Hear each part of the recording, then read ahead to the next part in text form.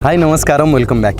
सदगुरु की लाइफ को जब लोग देखते हैं तो यूजुअली वो कहते हैं कि यार इसकी लाइफ कितनी अच्छी है, इसको काम नहीं करना पड़ता, बस आके भाषण देता रहता है। दूसरी चीज़ क्या है, इसको फंडिंग मिलते रहते हैं। और तीसरा, ऑर्गेनाइजेशन चलाने के लिए इसको एम्प्लॉय की ज़रूरत नहीं है, फ्री के एम्प्लॉयज़ काम करते हैं, वॉलंटियर्स काम करते हैं। चौथा, जो भी पैसे गेन करते हैं उसमें टैक्स भी नहीं देना पड़ता। वाह, ये पता है हेटर्स का सबसे बड़ा चीज़ है। और दूसरी बात क्या है, नॉर्मल लोग जो भी इनको देखते हैं सदगुरु को ना, they used to think like that कि इनकी ज़िंदगी कितनी सही है यार।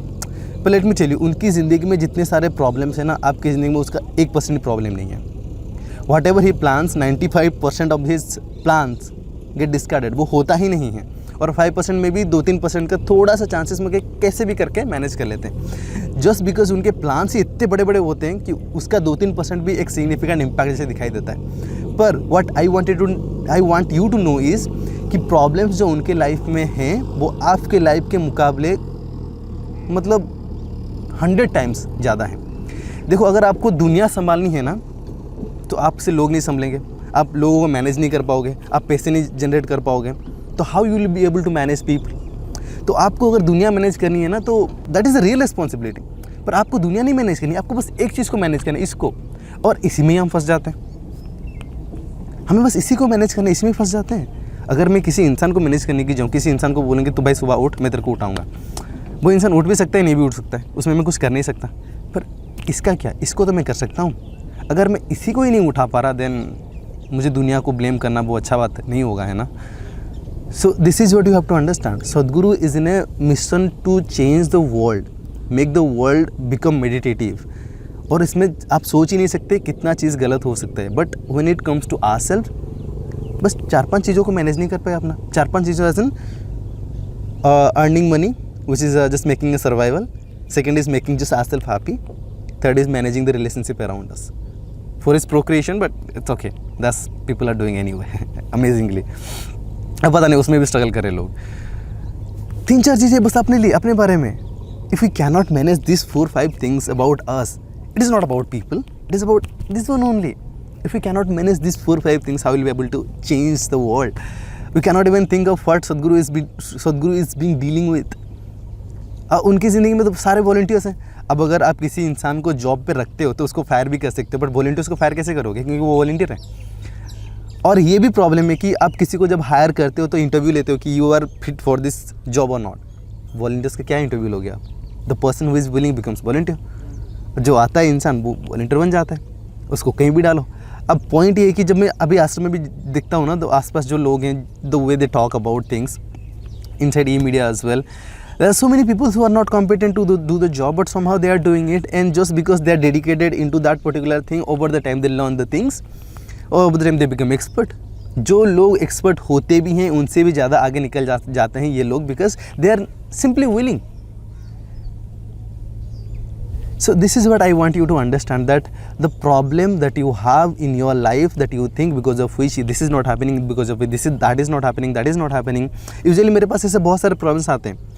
इसका रीज़न सिर्फ यही है, वो नहीं है, वो नहीं है, वो नहीं है। क्योंकि अगर आप एक चीज़ को देखने की कोशिश करोगे अच्छे से, अगर मुझे इसके साथ भी प्रॉब्लम है, उसके साथ भी प्रॉब्लम है, ये भी प्रॉब्लम है, वो भी प्रॉब्लम है, देन आई कैन नॉट से कि इन चारों चीज़ में प्रॉब्लम है, इन चारों चीज़ में कॉमन में ही हूँ। So I need to look within myself कि मुझ में क्या प्रॉब्लम है।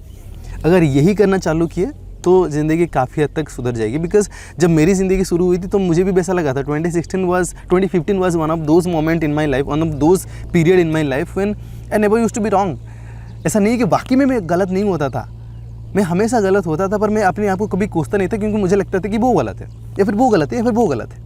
अब अगर ऐसे ही मैं करता जाता तो फिर मुझे बाकी में मुझे रियलिटी अपनी कभी पता नहीं चलती।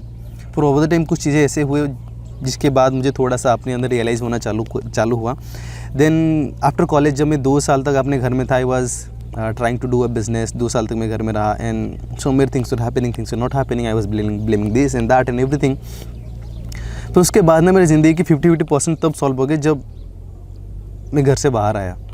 अब जब घर से बाहर आया ना, तो अब ना मैं पेरेंट्स को ब्लेम कर सकता हूँ, ना किसी और को। मेरी ज़िंदगी में जो भी हो रही है तो उसका 50-50 प्रॉब्लम्स, आई मीन 50% हैप्पीनेस मेरा है, 50% सैडनेस मेरा ही है। तो अब ओवर द टाइम मुझे समझ में आ गया कि यार जो 50% सैडनेस है मेरी ज़िंदगी में, ये अच्छा तो फील नहीं हो रहा मुझे। इतना तो स्मार्ट हूँ कि मुझे समझ में आ गया कि यार ये जो प्रॉब्लम से मुझे पसंद नहीं आ रही। तो उन 50% प्रॉब्लम्स मैंने देखा कि क्या चीज़ें बार बार रिपीट हो रहा है जिसको मैं अवॉइड कर सकता हूँ एज अ प्रॉब्लम, जिसमें मैं यूजुअली सोच रहा था कि उसमें प्रॉब्लम है। तो उसमें तो हर चीज़ में प्रॉब्लम नहीं हो सकती ना, किस चीज़ में एक्चुअली ज़्यादा प्रॉब्लम हो रही है तो उसको अवॉइड करते हैं। तो उसको मैंने अवॉइड करना चालू किया, जैसे कि पर्टिकुलरली जॉब जैसा था, क्योंकि मैं जॉब करना इसलिए नहीं चाहता था बिकॉज किसी के अंडर काम करना और किसी का सुनना मुझे पसंद नहीं था। तो वो मुझे पसंद नहीं था, तो I kind of avoided all that thing. तो फिर मैंने कुछ चीज़ों को अवॉइड किया, तो अब मेरी लाइफ में जो हैप्पीनेस और सैडनेस की जो परसेंटेज है वो 75% 25% हो गया, सैडनेस बस 25% रहा। अब 25% में से भी जब मैंने रिस्पॉन्सिबिलिटी लेना चालू किया ना, तो उसमें से आधा % फिर से घट गया। रिस्पॉन्सिबिलिटी एज इन कि अगर देखो हमारे बीच दोनों के बीच में कुछ प्रॉब्लम होता है ना, तो इधर आप गलत तो हो सकते हो या फिर मैं गलत हो सकता हूँ, है ना। तो इसमें यूजुअली लोग क्या कहते हैं कि तुम गलत हो, पर इसमें ना despite of having anyone's mistake I stayed कि मैं ही गलत हूँ, क्योंकि एट द एंड यार मुझे ही तो बुरा लग रहा है ना। हम दोनों के बीच में प्रॉब्लम हुआ तो मुझे ही बुरा लगा, तुमको ही बुरा लगा। अब मैं शायद तुमको ब्लेम कर दूँ तो उससे फ़ायदा तो कुछ होगा नहीं, क्योंकि मुझे ऑलरेडी बुरा लग चुका है।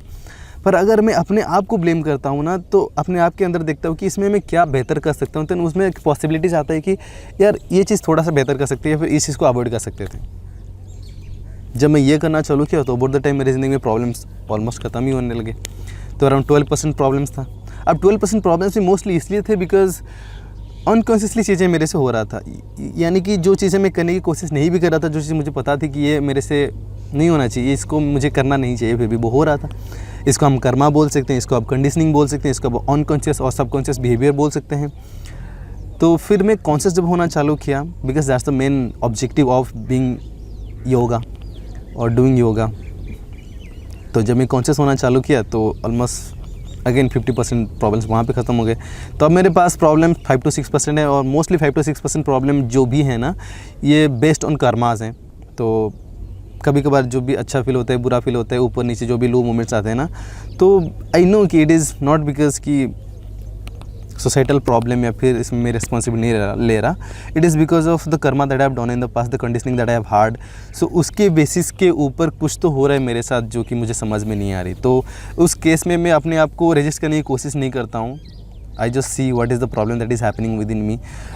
मैंने कई बार वीडियो भी बनाया हुआ है कि डिस्पाइट ऑफ नोइंग दैट कि इसके बारे में मुझे अभी सोचना नहीं चाहिए कि ये मुझे गलत अच्छा फील नहीं करा रहा, मेरे दिमाग में उस चीज़ें चलती रहती हैं। और बाकी आपकी ज़िंदगी में वैसी चीज़ हो रहा होगा। If you just pay little attention to your thought process only, then you can be able to easily understand कि what is going on within your head. तो इस चीज़ को अच्छे से नोटिस करोगे तो आपको पता है कि मुझे इसके बारे में सोचना नहीं है, क्योंकि ये मुझे अच्छा फील नहीं करा रहा। But despite of that also you are thinking. पर ये जो थिंकिंग चल रहा है ना, ये कॉन्शियसली नहीं हो रहा है, ये अनकॉन्शियसली हो रहा है। So that is why I am referring to it as karma or conditioning or some sort of pattern that is happening within us that is unconscious in nature. तो ये वाला पैटर्न यूजुअली चलता रहता है दिमाग में। So what I do essentially is I just notice कि क्या चल रहा है और समझने की कोशिश करता हूँ क्या चल रहा है और कहाँ से ये आ रही है सारी चीज़ें। तो just by trying to notice all these things मुझे इतना तो समझ आ जाता है कि यार ये चीज़ रियल नहीं है, बस दिमाग में ही घूमता फिरता रहता है। और अक्सर ये भी आप अगर देखने की कोशिश करो तो ये भी दिख जाएगा कि जब भी हम कुछ नेगेटिव चीज़ें सोच रहे होते हैं ना, इधर वो हो चुका होता है या फिर वो आने वाला होता है। अगर वो हो चुका होता है तो उसमें कुछ पॉइंट नहीं है सोच के, है ना। अगर आने वाला है तो यूजुअली वो होता नहीं है जैसा हम सोच रहे होते हैं। सो दोनों ही चीज़ें वेस्ट हैं। तो ये सिर्फ नोटिस करने से आपको दिखाई पड़ेगा, पर इससे प्रॉब्लम सॉल्व नहीं होगी। फिर भी आप पास्ट के बारे में सोच के परेशान होते रहोगे, फ्यूचर के बारे में सोच के परेशान होते रहोगे, क्योंकि ये one way in aspect of Karma है, एस्पेक्ट ऑफ कंडीशनिंग है, जो कि ऐसे ही नहीं जाएगा। But if you just keep on looking at it, keep on watching your thoughts, your emotions, your self constantly through out the time, तो definitely the way you approach towards everything will change, the way you look at things will change, and it is definitely gonna give you a better perspective and better way to live your life. Or problems that you are thinking are the problems in your life will not remain problem anymore. Thank you so much for watching. I'll see you in the next video. Bye for now.